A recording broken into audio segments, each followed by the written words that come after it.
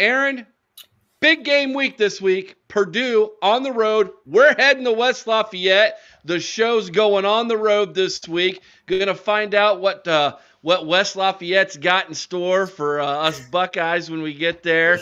I'm looking forward to hooking up with the Boiler Express podcast guys. But, hey, why don't you tell everybody, for those who aren't going to West Lafayette, how they're going to have to catch this game? All right, man. So on Saturday, it's going to be streaming live.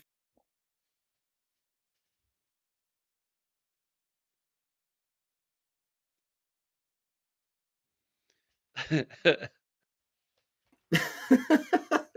jokes just write themselves at this point. The Peacock. Come on, man. Come on, NBC. You couldn't do better than that. Like, who is your marketing guy? Apparently, there's someone from Purdue because they've been on there 3 times this year already. Yeah. Can you imagine this fan base? They would be so up in arms. They're going to be all up in arms about this one regardless already. I can't imagine having 3 games on there. But anyways, let's dive into a little bit of the history. Let's go by the numbers with Ohio State and Purdue, Aaron.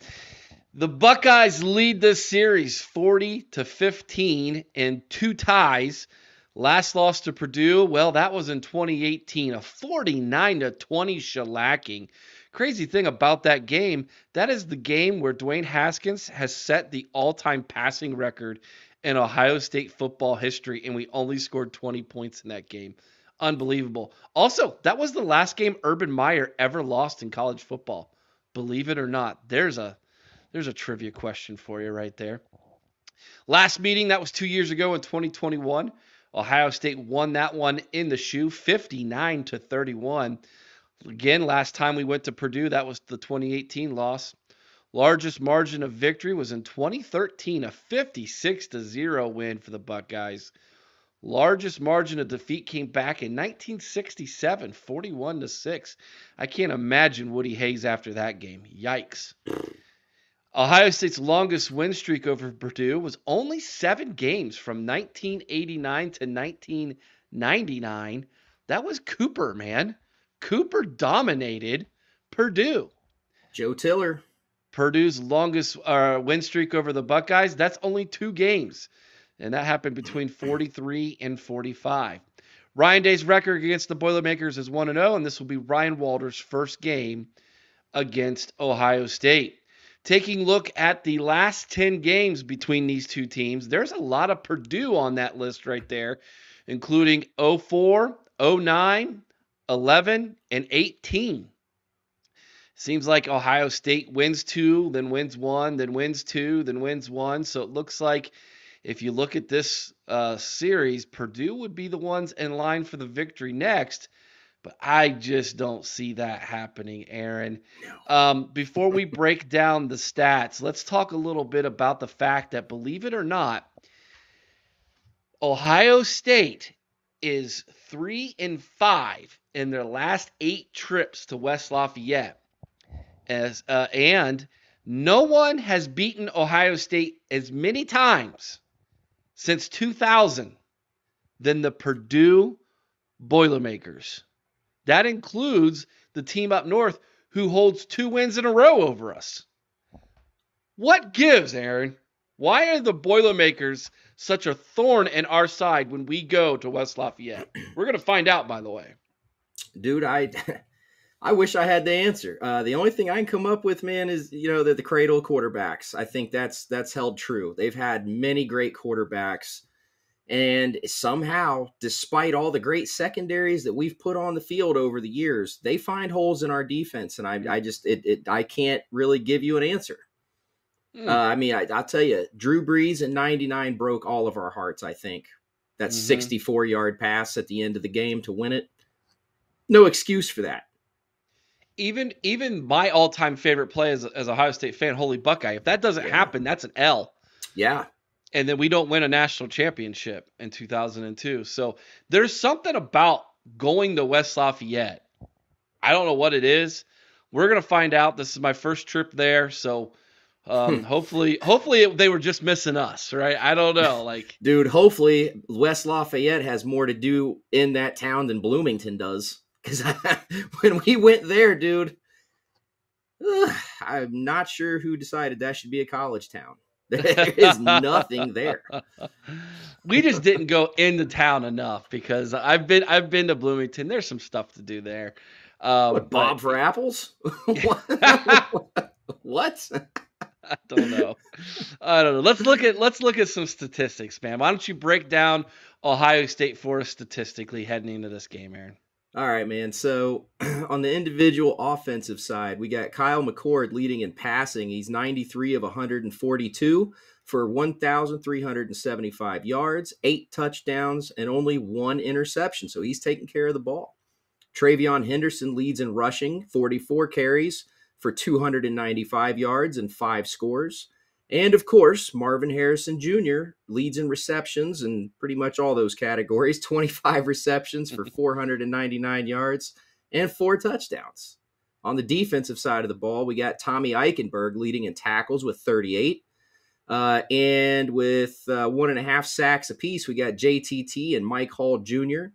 At 1 interception apiece, we got Josh Proctor, Denzel Burke, Steele Chambers, Lathan Ransom, and Jermaine Matthews Jr. And 1 touchdown apiece on the defensive side of the ball, Josh Proctor, Tyleek Williams, and Jermaine Matthews Jr. Although I got to say, Tyleek Williams definitely had the best celebration. Dude's got some dance moves. Yes, he does. And then kicking, there's really only one man that's held those responsibilities this season, and that is Jaden Fielding. He's 7 of 7 on field goals with a long of 41 yards, and he's 100%, 22 for 22 on extra points. As a team, the Buckeyes' total yards per game is 434.4 yards. That's good for 37th in college football. Third down conversion percentage is 40.3%, which is good for 67th. Red zone scoring, they're at 82.4%. That's 73rd. Total defense, we are number 8. Not too bad, considering what we've seen in the past. And turnover margin, +4. And that is good for 11th. So that's the importance of taking care of the football. Penalties per game, 6.2, and that is good for 56th. So we're a little around the 50% mark there for the field. All right, let's take a look at what Purdue is going to be bringing to the table statistically. Not quite as good as Ohio State, but there are still some interesting stats to look at.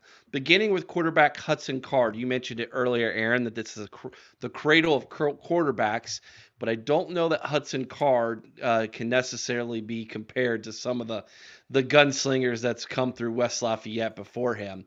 He's 136 on 214 passing for 1,491 yards, 6 touchdowns, and 5 interceptions. And this is in 6 games, mind you, where McCord has only played in 5. Devin Maccabee, the walk-on running back superstar who earned a scholarship this year, 87 rushes for 368 yards and only 4 touchdowns. And they're led in the receiving department by Ian Burks, 24 receptions for 396 yards and 4 touchdowns. Looking at the other side of the ball, Dylan Theinman leads the team in tackles with 53. Kydron Jenkins, 4 sacks. You got Dylan again with 3 interceptions. I think it's Theinman. Theinman, maybe. Uncultured swine, my man. We'll have to ask the Boilermakers tonight when we talk to them how to pronounce that. Malik Langham is got 1 defensive touchdown for the Boilermakers. Kicking, two different kickers, neither one doing all that great.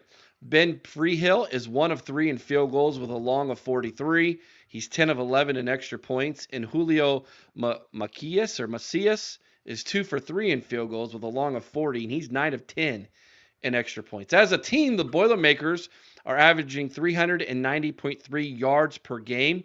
That's only 72nd in college football. Much, much lower than what they are used to over there in Boilermaker land. Third down conversion percentage, they're at 45.5%. That's good enough for 33rd in college football. So they are doing pretty good on third downs. Red zone scoring, not hot, guys.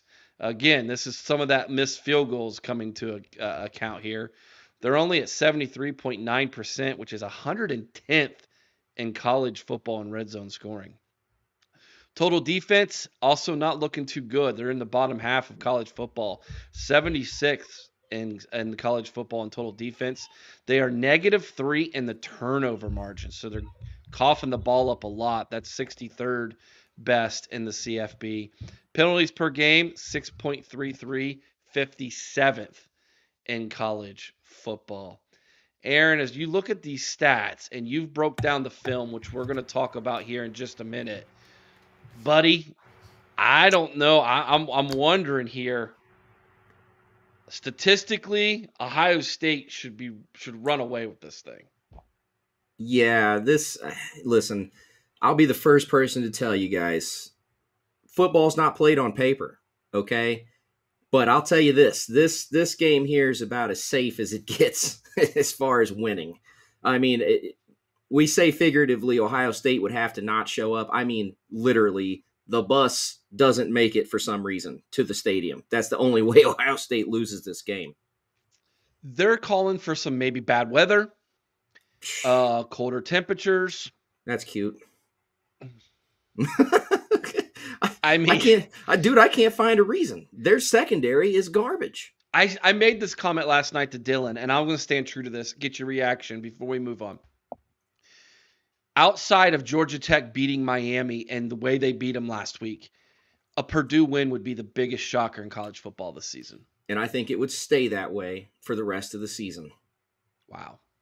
I don't think there would be, short of Alabama or Georgia's FCS opponent winning against them, I don't see a bigger upset taking place. All right.